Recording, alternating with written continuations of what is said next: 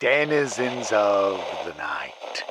Welcome to another episode of the macabre, the terrifying. Broadcasting live from the boughs of an ancient tree, I will be your guide through the witching hours. Tonight, we'll enjoy the final chapter of the Whisper Tree trilogy.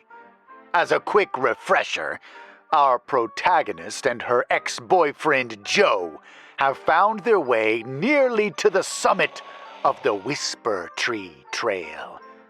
Joe has been on the mountain before and reported that he was followed by a strange entity in the woods. Despite all warnings to turn back, our brave explorers are nearly upon the Whisper Tree itself.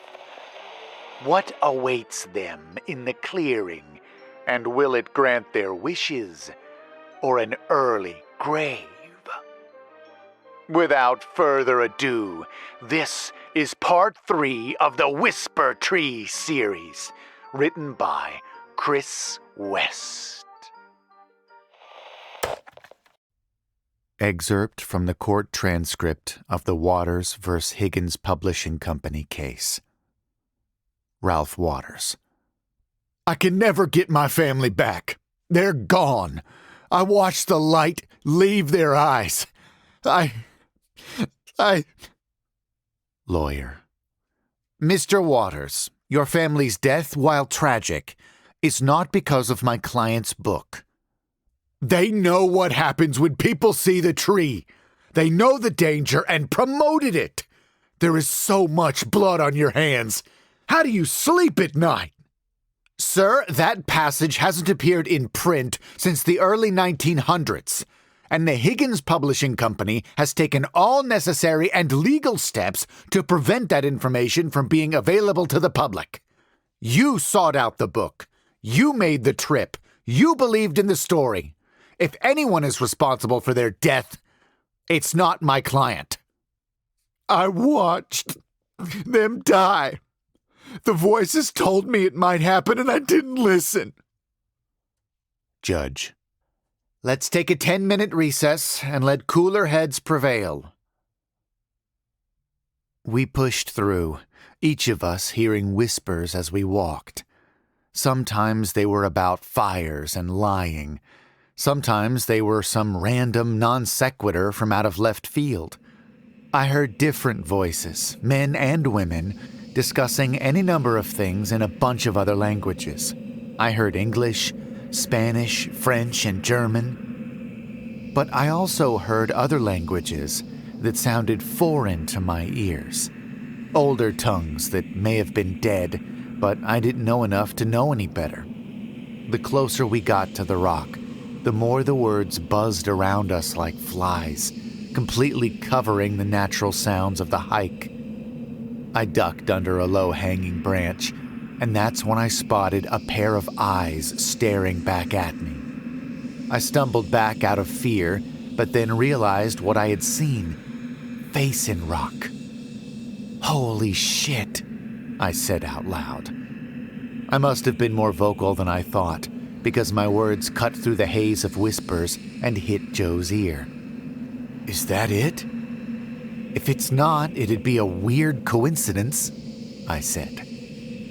The whispers ceased as soon as we stood in front of the rock. We were again ensconced in the buzz of nature and nature only.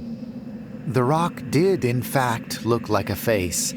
While the rest of the features were rough-hewn, the eyes were as clear as day. They stared right through you as if they saw what you were made of.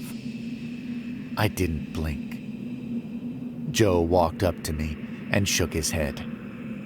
That thing gives me the heebie-jeebies, he said. The eyes looked carved, but the rest of the face doesn't. Just boring old erosion. Maybe some inspired sculptor took it upon themselves to gussy it up? Who says gussy? Shut up, he said, with a sharper edge than I had expected.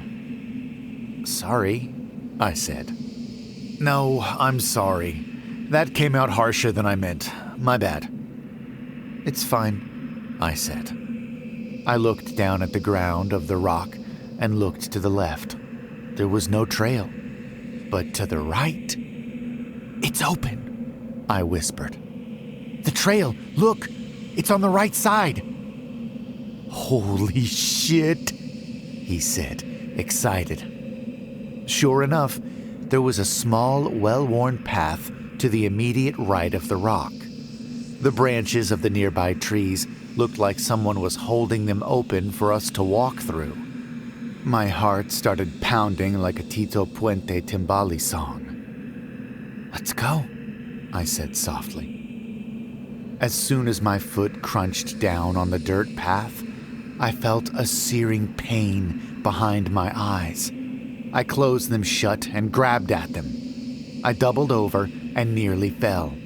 Joe ran over and kept me from falling. You okay? What happened? I heard him ask, but his voice sounded distant, like he was down a well.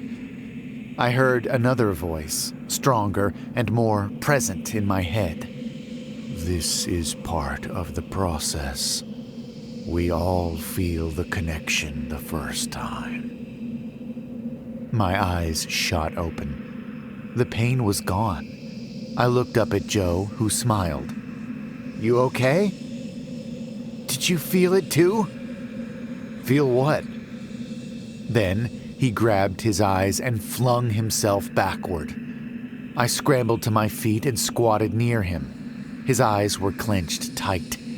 He let out a long scream that echoed off the mountain and then opened his eyes again. I guess you felt it too, I said.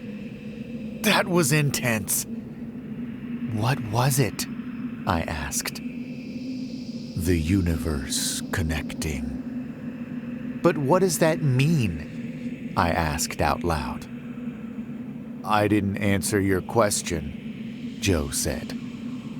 Do you hear a voice in your head? No. You? I did.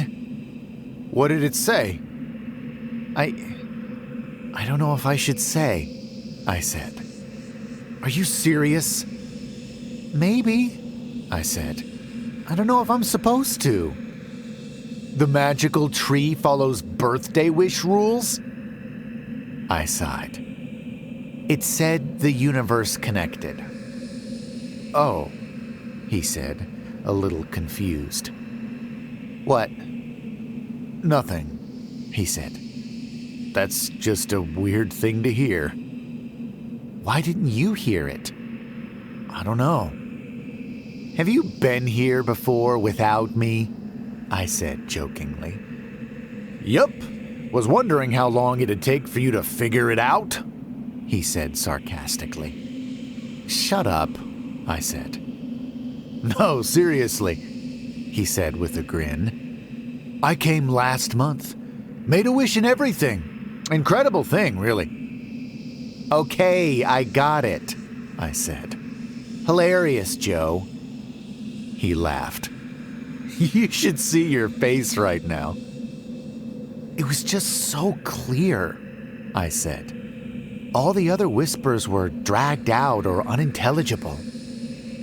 Maybe there's no logic to this magic tree? Or maybe there's a logic we don't understand yet. I helped him back up and started brushing dirt off him. I suddenly realized I was rubbing his ass and quickly stopped. I also tried to cover by wiping the dirt off me, but my ruse didn't work. We both registered the awkward moment between us with blushes. Dirt, I said, wanting to die. Well, I was dirty, he said with a wink. We're only about 50 yards away now, I said, shifting gears. What do you think you're gonna see? A tree, I deadpanned. Now who's being hilarious? He said. We trudged on down a little path. Up ahead, I could see a clearing ringed with large stones. The stones had some sort of rune carved into them in a language I didn't know. I didn't even have any frame of reference for them. I thought I might snap a photo and check it when I returned, but my phone wasn't working. It wouldn't even power on. "Mine's dead too," Joe said, noticing my struggle. "What's on those rocks?" I asked. "Who knows? I'm just taking these things in stride now." "Eyes have seen these before. One will lie, and one will deny. The flames will burn it down, but not all flames are destructive." I heard these as clear as day. I looked over at Joe, and he seemed oblivious again. Either he wasn't hearing what I was hearing, or he was hearing something else altogether. Either way, he wasn't reacting to anything. I was about to speak when I heard a branch snap in the trees behind us. We both wheeled around and scanned the tree line for anyone, but didn't see anything. I looked over at Joe, who seemed jumpy. Can't say I was surprised, considering he was previously stalked on this mountain. "You okay?" I asked. Yeah, he said. "It's just... I get it. No one followed us, did they?" "Not that I saw." "Then who's that standing there?" "I don't see anything." "To the left," he said. "Near the trail. It looks like someone's standing there." I tried not to make it evident that I was staring, but I didn't see anyone.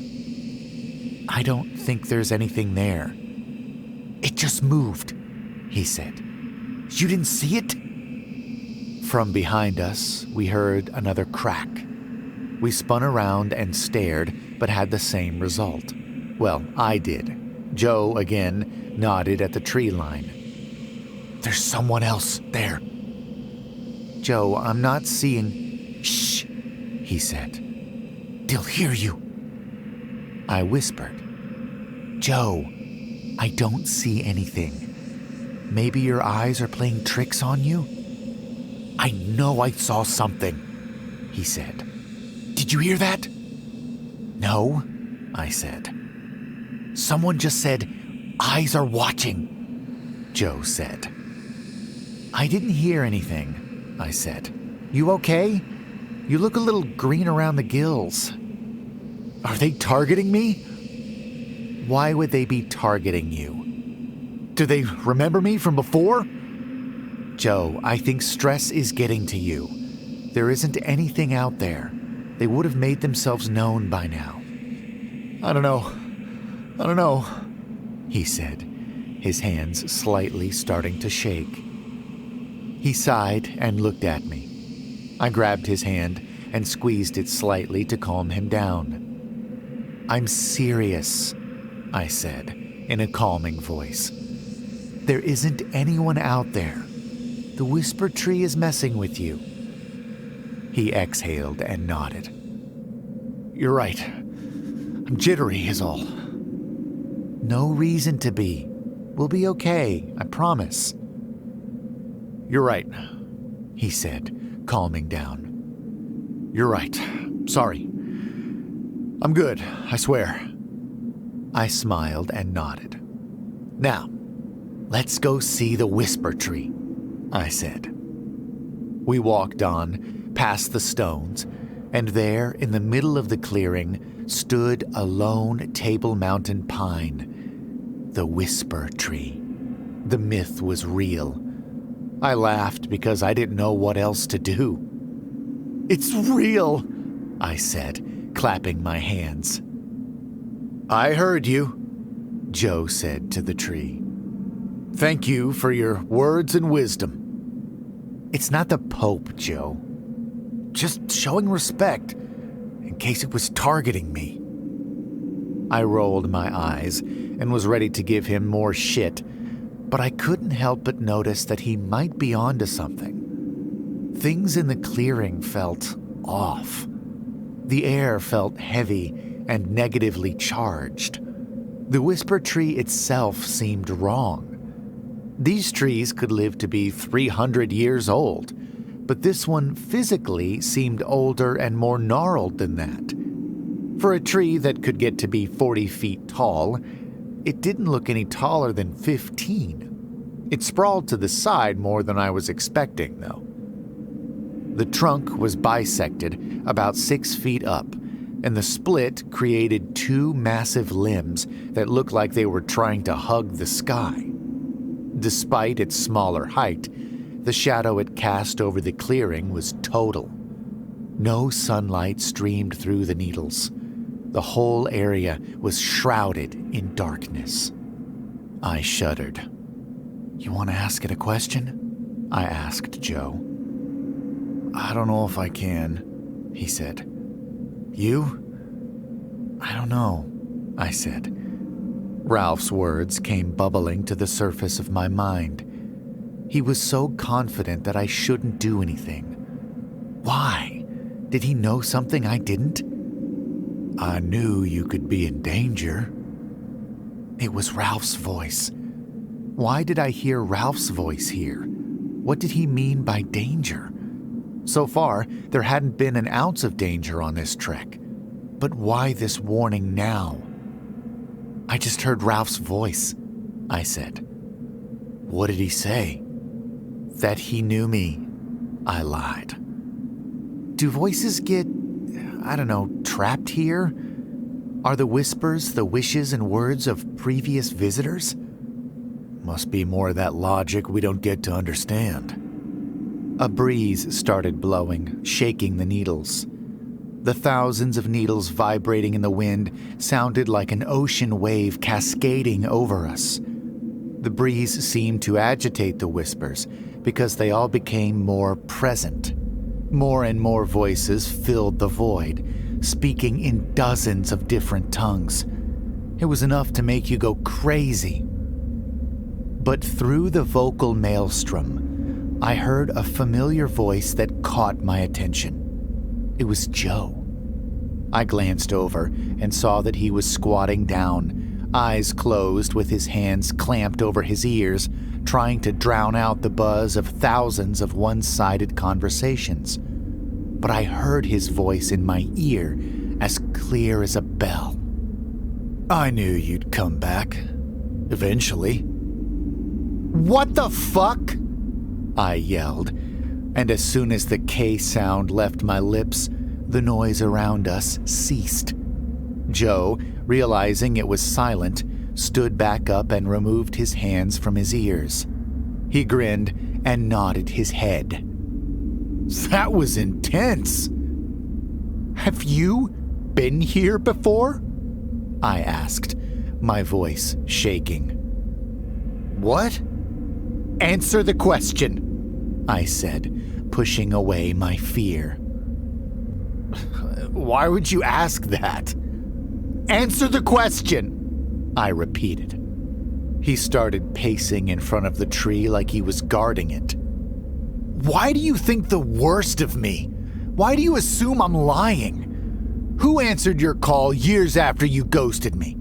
Who climbed the mountain with you on a dangerous trip? Who has been nothing but polite and kind and understanding the whole time? Me, that's who. And yet you can't ever forgive me for who I was before, can you? What the fuck are you talking about? I've been working on myself. I'm better now. You obviously noticed the way we've been flirting, but when the chips are on the table, you instantly assume I'm lying to you. Are you? One lies and one denies. Are you? I repeated louder. He sighed. Look, he started. I did come to the tree last month, okay? Is that a crime? Did you ask it a question? Why do you need to know? What did you ask? He lowered his eyes. I asked if it would be possible for us to get back together. What did the tree whisper to you? It said that broken branches could mend. Then you called me out of the blue a few days later. It was meant to be. Fate, magic, whatever. It was supposed to happen, and it did. You've been lying to me this whole time, I said. By omission, sure, but I wasn't telling you a fictional story. In fact, I literally admitted it earlier, but you thought I was joking. You were joking, I screamed. I'm sorry, he said. Did you fake the connection back there when you fell down? He looked away, ashamed. I was appalled. Joe had made a pratfall to maintain his lies. I was hot. You lied to get me here. You reached out to me, he said, his anger rising. All I did was answer a text. You orchestrated this whole thing. So what if I did? If the end result is us being happy together, who cares? Joe, I said, with murderous rage. You used magic to influence my thoughts. You broke into my brain and fucked around without me knowing. I broke in, sure, Joe said with a slight sigh. But I didn't do anything bad. I just tidied the place up, put things in order. Now we can get back together. You do the same, he said. I would never fuck with someone's mind like that. Never. Joe snorted.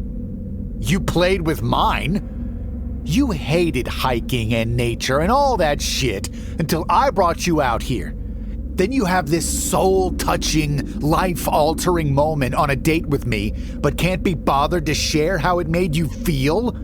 Don't you think I would have loved to hear that? Not everything is for public consumption, Joe. He was on a roll and ignored me. Then, out of the blue, you break up with me? We have a personal discovery moment on a date and you leave me? I had the moment, Joe. Me alone. You just happened to be there. We didn't share shit. Whatever you have to tell yourself, he said. But if you ask me, doing all that to a person is what I define as fucking with someone's mind. Way worse than what I did to get us back together. You're attempting to build a relationship on lies and tricks. Why would I want to put myself in that place? Because you always do. I've seen the jerks you dated after me. I followed all of them on social media. I saw how they treated you. You constantly date assholes. You're stalking me? One lied. Worrying about you, he said, correcting my words. I worried about you. I saw you making the same mistakes over and over again, missing out on a nice, albeit passionate guy like me in exchange for dicks who treated you horribly. One denied. I cannot express to you the rage in me right now, I said, burning. It needed to happen. You burn the field to re-nourish it. Joe, I will never, under any circumstances, be with you again. Do you understand me? If you reach out or contact me again, I'll call the cops. Joe's smile slowly morphed into a frown. With those words, his whole body language altered. His shoulders became hunched, and his face twisted into a sick smile. Dr. Jekyll had left, and Mr. Hyde was arriving. Quick question, Joe said, with a preternatural cool. Who even knows you're here right now? I felt the air go out of my lungs. Joe smirked, knowing he had me right where he wanted me. I thought about scrambling back down the mountain, but he'd catch me. I felt my legs go wobbly, and I was lost. I kept hearing Ralph's words in my ear, and tears filled my eyes. Hey, no need to cry, Joe said. I didn't come up here to hurt you. I'm just trying to solve your problems. I don't need your help. No offense, I've watched how you live your life. You need all the help in the world. I can provide that for you. What if I say no? He smiled and cracked his knuckles. Now, why would you want to do that? Fuck you, I spat at him. Oh, you will. Me, you, and the tree all know that much. The flames will burn it down, but not all flames are destructive. The tree. I hadn't planned on asking a question. I had just planned on finding it. But I was backed into a corner now and quickly running out of options. I was desperate. I stood up and dropped my backpack off my shoulder. I screwed a smile onto my face and stared at Joe. Maybe we should, I said, trying not to choke on the words. You're right. We have been flirting, and I was hoping we'd get back together. Really? He said incredulously. Yeah. The truth was, I was afraid to make a move. I thought you'd think less of me, I said, looking at the ground in shame. What? He said, his voice softening. I would never. I've loved you for so long. I let tears fall and turned in on myself. I looked like I needed a hug.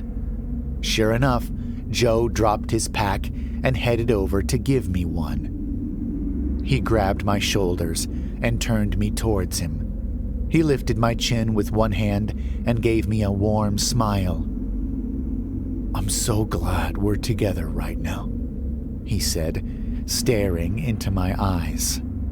I'm not, I said, delivering a solid knee to his crotch.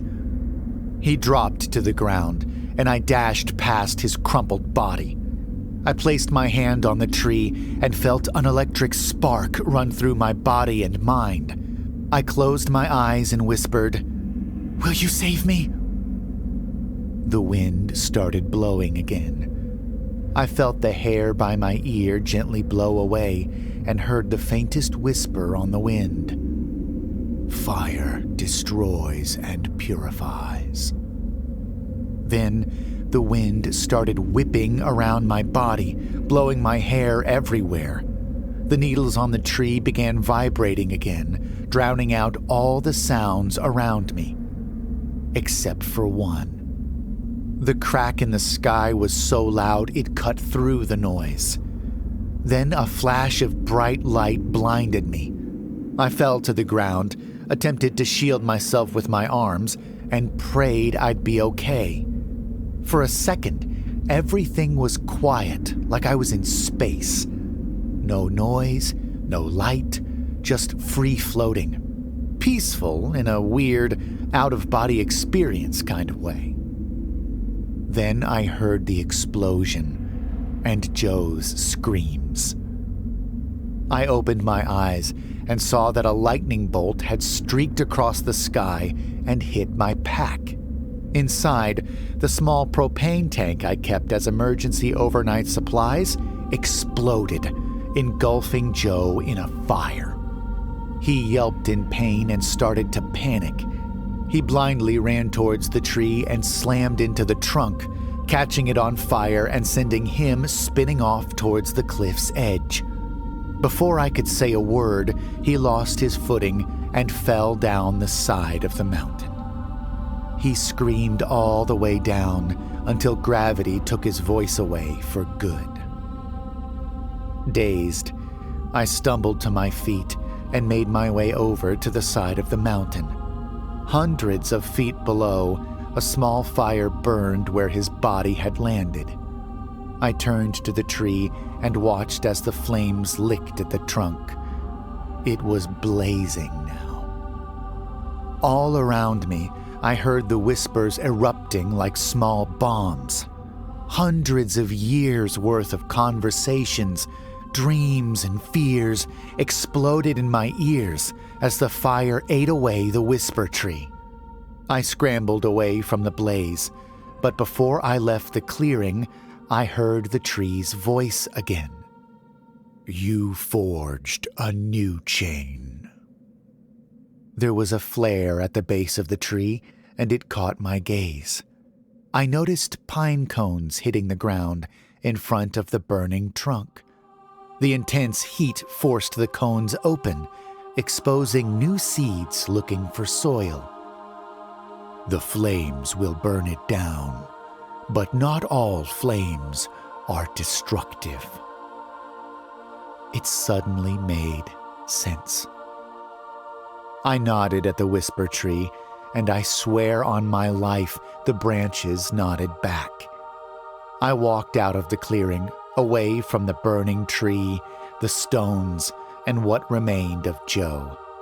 I don't remember much from the walk back down the mountain, but when I returned to the parking lot and saw both of our cars, I fought back tears.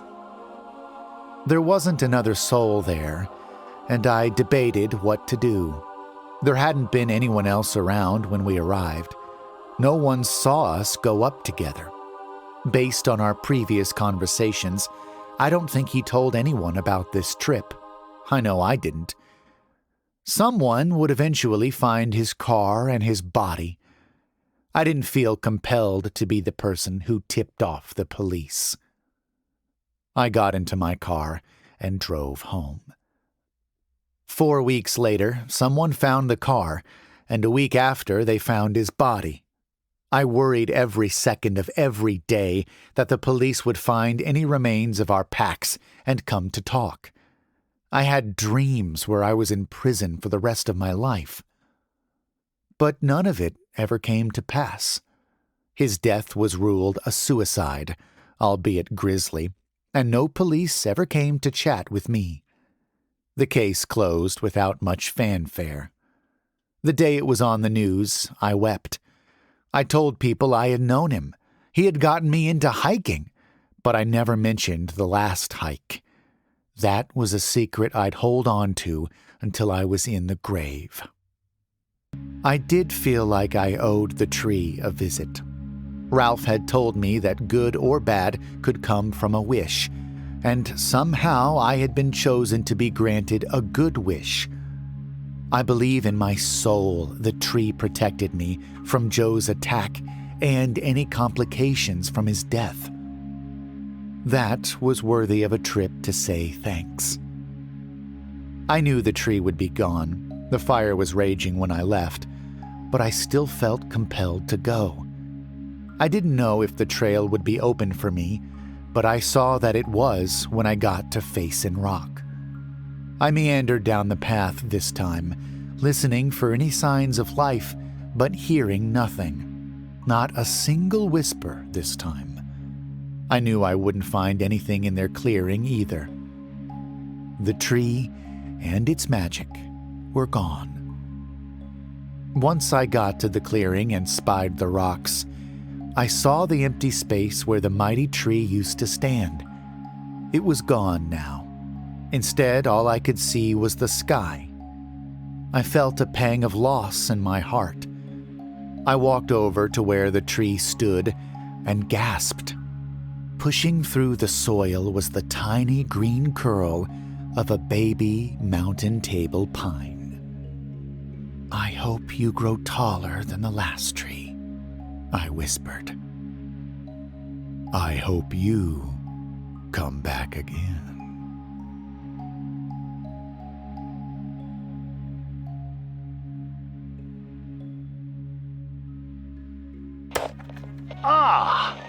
If you recall my remarks at the end of our last video, you'll know I read the clues but missed the mark. It turns out Joe is very real and very dangerous. But everything resolved into a satisfying ending, don't you think? Justice was served, and a new seed has been planted for future wishers. If you enjoyed this story, please support the author, Kris West, by checking out his book in the links below. It's called I've Never Told Anyone, and is a collection of short stories like this one. Keep the party going! Please also leave a like on this video and subscribe to hear more stories like this one. Whatever you do, follow the old adage and be careful what you wish for. And don't fall asleep.